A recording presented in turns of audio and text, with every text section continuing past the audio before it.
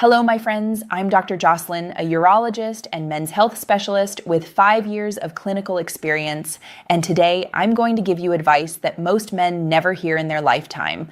This is the kind of conversation that might make you blush a little, but I promise you, it will change the way you think about intimacy, confidence, and even your health as a man.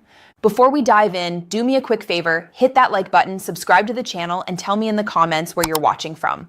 I love knowing how far this community reaches, whether it's a busy city apartment, a quiet retirement town, or somewhere in between. Now let's get into it.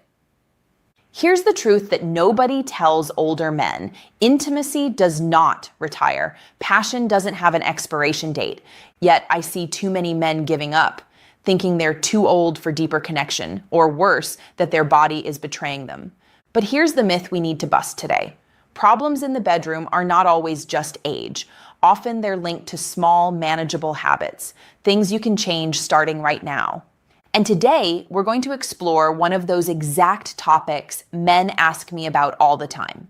Intimacy practices that feel taboo to discuss, but actually open the door to more trust, more pleasure, and better performance.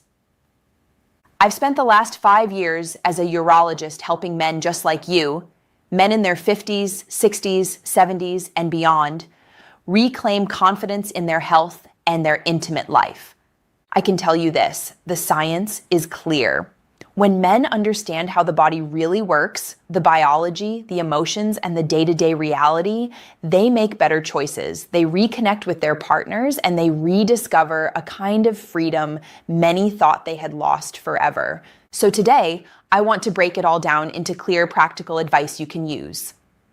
Let's walk through 5 key truths and mistakes men often make about intimacy, fluids, and connection, each one building on the last.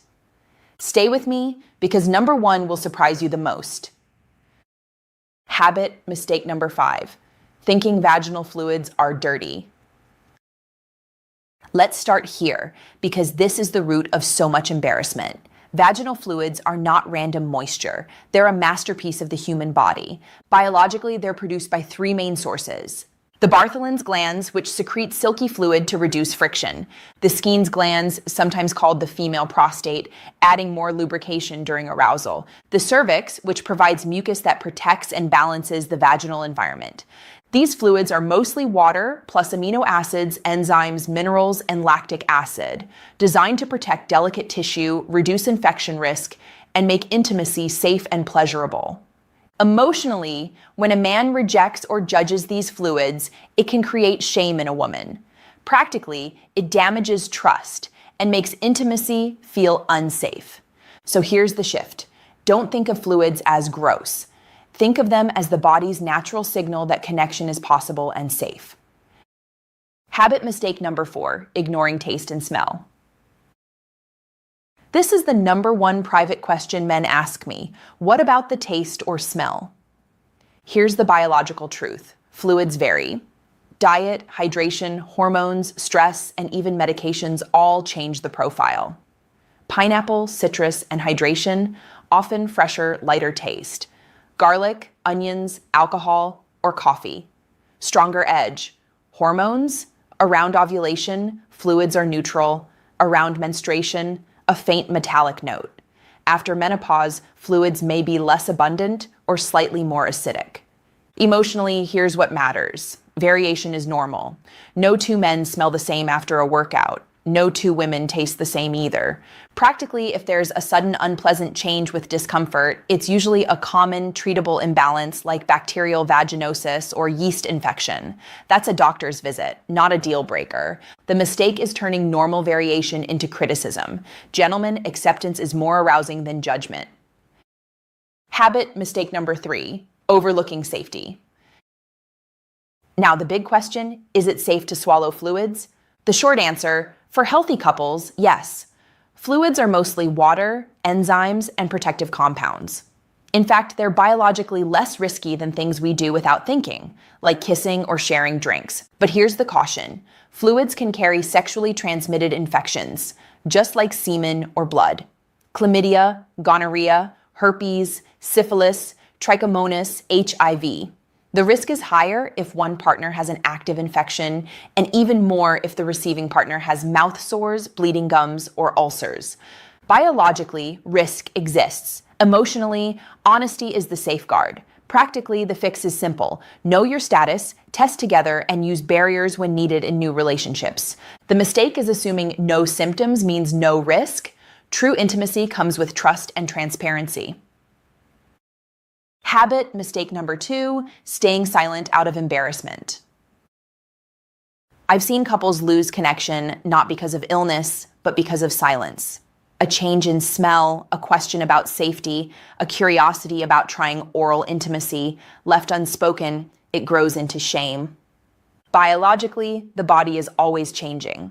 After menopause, after illness, even after a change in diet, fluids change too.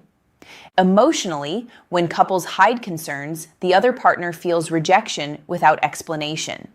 Practically, small issues go untreated, intimacy becomes awkward, and partners pull away.